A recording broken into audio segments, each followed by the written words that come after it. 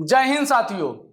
इस वक्त पूरे देश में एक ही मुद्दा चल रहा है और चलना भी चाहिए। 22 अप्रैल को साउथ कश्मीर के पहलगाम में एक आतंकी हमला हुआ था जिसमें 28 लोगों ने जान गंवा दी, जिसके बाद लोगों के मन में कई तरह के सवाल पैदा हो रहे हैं। इस वक्त हमारे साथ स्टूडियो मौजूद हैं प्रशांत पांडे जी, जो आपके सवालों का जवाब देने के लिए तैयार हैं। इनसे बात करेंगे और आपके सवालों का जवाब लेने की कोशिश करेंगे। तो प्रशांत जी, पहला सवाल आपसे यही रहेगा, जम्मू कश्मीर में शांति बहाल करने के लिए वर्तमान में जो केंद्र सरकार है वो क्या प्रयास कर रहा है? देखिए रवि जी, जम्मू कश्मीर में शांति बहाल करने का प्रयास सिर्फ वर्तमान में नहीं हो रहा है। ये प्रयास 1948 से लगातार जारी है और अभी तक जम्मू कश्मीर में कोई शांति स्थापित नहीं हो पाई है। वर्ष 1948 में जब पाकिस्तानी सेना की मदद से मुजाहिदीन, यहाँ के जो वहाँ के स्थानीय लोग थे, उन लोगों ने पाकिस्तान सेना की मदद से जब जम्मू कश्मीर पर हमला किया और राजा हरि सिंह ने जम्मू कश्मीर को भारत में मिलाने के लिए संधि किया, तब से जम्मू कश्मीर में शांति स्थापित करने का लगातार प्रयास चल रहा है। 90 के दशक में जब कश्मीरी पंडितों को जम्मू कश्मीर से निकाल दिया गया, तब भी भारत सरकार उनके दोबारा उन्हें विस्थापित करने के लिए जम्मू कश्मीर में प्रयास कर रही है।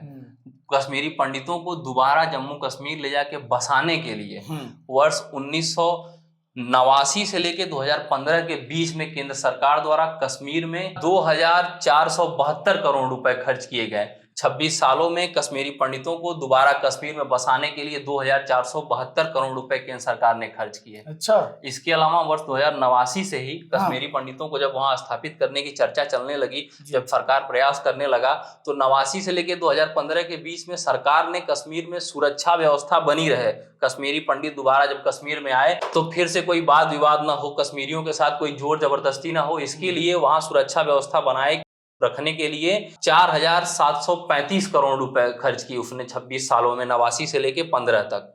तो केंद्र सरकार जम्मू कश्मीर में सुरक्षा व्यवस्था, शांति व्यवस्था बनाए रखने के लिए लगातार खर्च कर रही है। साल 1951 से लेके 2012 तक, जब तक पंचवर्षीय योजनाएं देश में चली, उन पंचवर्षीय योजनाओं के दौरान केंद्र सरकार ने जम्मू कश्मीर में 51 लाख करोड़ रुपए खर्च किए। 61 सालों में 51 लाख करोड़ रुपए। अच्छा। तो लगातार केंद्र सरकार द्वारा, केंद्र में चाहे जिसकी सरकार रहे, कांग्रेस की रही हो, जनता दल की रही हो, अटल जी की रही हो, किसी की भी सरकार रही हो, वर्ष 2015 तक एक बहुत ही प्रभावशाली ढंग से कश्मीर में शांति स्थापित करने के प्रयास किए गए। और इस साल जो है कि जम्मू कश्मीर के लिए इस साल के बजट में 41,000 करोड़ रुपए की धनराशि आवंटित की गई है। उस 41,000 करोड़ रुपए की धनराशि में 40,000 कश्मीरी युवाओं को रोजगार देने के लिए, उड़ान योजना के तहत उनके कौशल का विकास करने के लिए एक युवा पर 1,35,625 रुपए खर्च किए जा रहे हैं। एक युवा पे 1,35,625 रुपए उड़ान योजना के तहत खर्च किए जा रहे हैं। ऐसे 40,000 युवा हैं जिनका कौशल विकास करके उन्हें रोजगार देने का काम केंद्र सरकार कर रही है, ताकि वहां पे जो अनएम्प्लॉयमेंट की वजह से जो बच्चों का ब्रेन वॉश करके उन्हें आतंकवादी बना दिया जाता है, जब बच्चों के पास रोजगार रहेगा तो वो पत्थर उठाने नहीं जाएंगे। आप ही हैं, आप सुबह नहा धो के तैयार होके ऑफिस आते हैं, शाम को ऑफिस से घर जाते हैं, अपने घर पे हंस बोल के 2 शब्द बात करते हैं, सो जाते हैं। बिल्कुल। इस बीच में आपको किसी भी उदंडता के लिए न तो आपके पास समय है, न ही आपके मन में कोई उदंडता का खुरापात आएगा। तो वहां शांति व्यवस्था बनाए रखने के लिए सरकार लगातार वहां की सुरक्षा पर, वहां रोजगार कैसे डेवलप किया जाए और वहां के युवाओं का कौशल विकास कैसे हो, इसके लिए सरकार निरंतर प्रयासरत है 1951 से लेके अब तक। और इस बार के बजट में जो 41,000 करोड़ रुपए जम्मू कश्मीर के लिए आवंटित किए गए हैं, वो जम्मू कश्मीर में सुरक्षा, शांति और रोजगार के लिए ही किए गए हैं। अच्छा प्रशांत जी, मेरा दूसरा सवाल आपसे रहेगा कि आतंकवाद के बदलते हुए रूप को आप कैसे देखते हैं? देखिए, समय के साथ युद्ध की टैक्टिक बदलती रहती है। जैसा समय, जैसी परिस्थिति, वैसी टैक्टिक बदलती रहती है। और आतंकवाद अब जिस तरीके से फैलता चला जा रहा है, जिस तरीके से ड्रोन के जरिए पंजाब में नशीले पदार्थ भेजे जाते हैं, और जिस तरीके से आपने अभी देखा होगा आतंकवाद का रूप जो है कितना विकराल और कितना भवस्य हो गया है, इसका एग्जाम्पल आपने देखा होगा इजराइल और हमास हमले में, जहां फिलिस्तीन, जहां गाजा के लोग और इजराइल के लोगों को समस्या हुई। कुछ वैसा ही रूप आप यहाँ देख रहे हैं जहां इजराइल में एक साथ 5,000 बम गिरा दिए गए, वहीं कश्मीर में धर्म पूछ के मारा जा रहा है। और धर्म पूछ कर किसी को मारना ये बिल्कुल ही मतलब एक अलग किस्म की टैक्टिस सब समझ में आ रही है आतंकवादियों को। उनको ये है कि खुद को हम जिस धर्म का बताते हैं उस धर्म के लोगों को हम नहीं मारेंगे, उसके अलावा जो भी है सबको हम मारेंगे। तो ये जिस तरीके से नए सिरे से जिस तरीके से तैयार की जा रही आतंकवादियों की नई पीढ़ी, आतंकवादियों की नई पौध जो तैयार की गई है, ये बड़ी ही सोचने वाली स्थिति पैदा कर रही है। क्योंकि एक दिन एक भारी मात्रा में देश के किसी भी हिस्से में, हालांकि काफी लंबे समय तक से देश में कोई भी बड़ी दुर्घटना, बड़ी आतंकवादी घटना नहीं घटी है। न तो कहीं कोई प्लेन हाईजैक हुआ, न कहीं कोई सीरियल ब्लास्ट हुए, कुछ भी ऐसा कोई भी। अच्छा, आपके जवाबों से ही एक सवाल मेरे मन में पैदा हो रहा है जी कि क्या इसके पहले जाति पूछ के, धर्म पूछ के ऐसे कुछ आतंकवादी हमले किए थे, या ऐसा कुछ घटना घटी थी अपने देश में? देखिए, आतंकवादियों को जो पढ़ाया जाता है वो ये पढ़ाया जाता है कि जिहादी और काफिर दो चीजें उन्हें पढ़ाई जाती हैं। तो जिहाद करना उन्हें सिखाया जाता है और उन्हें बताया जाता है जिहाद काफिरों के खिलाफ करना है। लेकिन अब ये जो धर्म पूछ के गोली मारी जा रही है, ये कहीं ना कहीं अब इस बात को पूरी तरीके से सपोर्ट करने वाली बात हो गई है कि अपने धर्म का आदमी है तो काफिर नहीं है, बाकी किसी भी चीज धर्म का आदमी है तो उसे आप बिना सोचे सीधे गोली मार दीजिए। वहाँ हिंदू ही नहीं, वहाँ अगर कोई सिख होता, वहाँ कोई बौद्ध होता, जैन होता, क्रिश्चियन होता तो वो भी मारा जाता। ये ऐसा नहीं है कि भारत में जो भी आतंकवादी भारत में आतंकवाद फैलाते हैं उनकी लड़ाई सिर्फ हिंदुओं से है, उनकी लड़ाई भारतवासियों से है। भारत में आतंकवाद फैलाने वाले आतंकवादियों की लड़ाई भारत के सभी लोगों से है। लेकिन इस बार जो ये हुआ है, इससे ये पता चलता है कि उन्होंने अब वो जो भाईचारे की बात होती है कि अपने धर्म का आदमी है, अब ये धर्म पे शिफ्ट हो गए हैं। अब कहीं ना कहीं न चाहते हुए भी कहना पड़ रहा है कि अब ये जो खुद को इस्लाम धर्म का बताते हैं, अब ये इस्लाम को संरक्षण देने की सोच के साथ आगे बढ़ रहे हैं कि हम देंगे इस्लाम को संरक्षण और हम करवाएंगे गजवाए हिंद। तो ये अब वहां जा रहे हैं गजवाए हिंद करवाने। अच्छा, 23 अप्रैल को ऑल पार्टी मीटिंग होती है, उसमें हर पार्टी के लगभग सदस्य होते हैं, लेकिन नरेंद्र मोदी जी नहीं होते हैं जो हमारे वर्तमान में प्रधानमंत्री हैं देश के। पहला बात। दूसरा बात ये कि विदेशी दौरा छोड़ के वो पहली बार भाग के अपने देश में आए हैं, वापस आए हैं जी। लेकिन वो देश में तो आए लेकिन बिहार रैली करने चले गए। इसको आप किस तरीके से देखते हैं? देखिए, वैसे तो प्रधानमंत्री का कोई भी कार्यक्रम हो वो पहले से तय होता है। अच्छा। लेकिन 22 अप्रैल से लेकर 24 अप्रैल तक प्रधानमंत्री जी का दौरा सऊदी अरब में था और 24 अप्रैल को उनको सऊदी अरब में होना चाहिए था, जबकि वो 24 अप्रैल को बिहार में थे। उसके बाद केंद्रीय मंत्री लल्लन सिंह जी द्वारा यह कहा जा रहा है कि पंचायती राज दिवस के अवसर पर मोदी जी बिहार आए थे। लेकिन इसमें सबसे बड़ी बात वही जो आपका क्वेश्चन है वही सोचनी है कि आपका दौरा सऊदी अरब का था, 24 अप्रैल को आपको सऊदी अरब में रहना था और आप भारत आए भी तो बिहार चले गए। तो आप यहाँ किन किन चीजों को, आप इंटरनेशनल रिलेशन को दरकिनार करके चले आए, आप आतंकवादी हमले को दरकिनार करके चले आए और आपको सिर्फ बिहार का चुनाव दिख रहा है।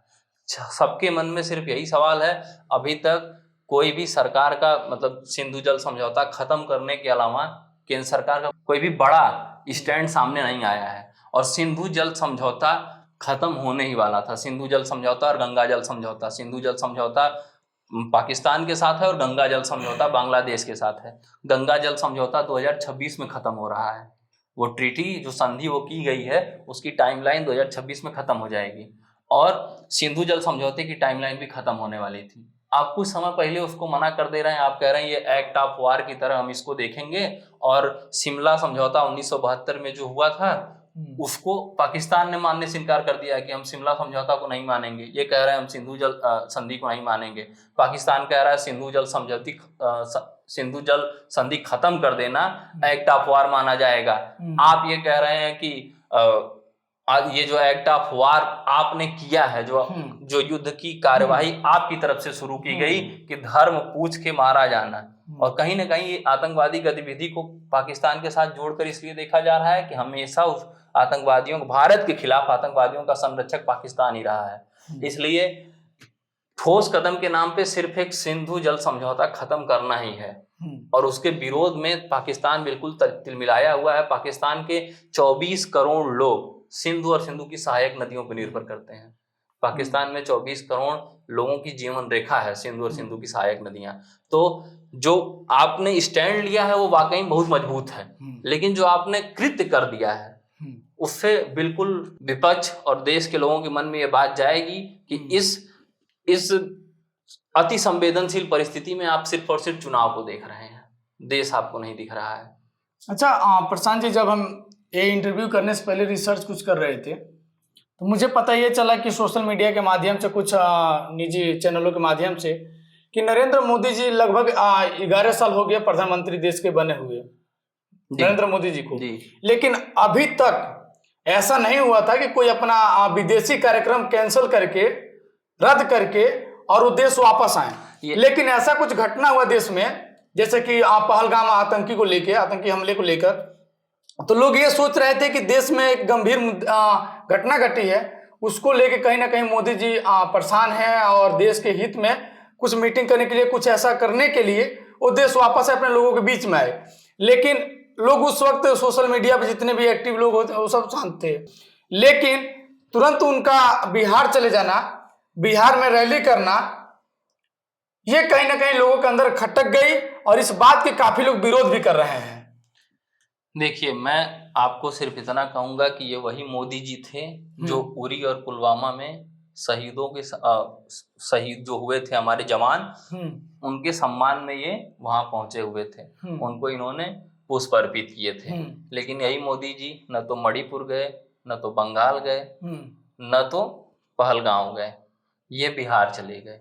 देश में इस समय सिर्फ मतलब कहना, बिहार में उनके जाने के क्या वजह ये हो सकता है कि अभी 2025 में आगामी विधानसभा का चुनाव है, चुनाव को लेकर वो गए?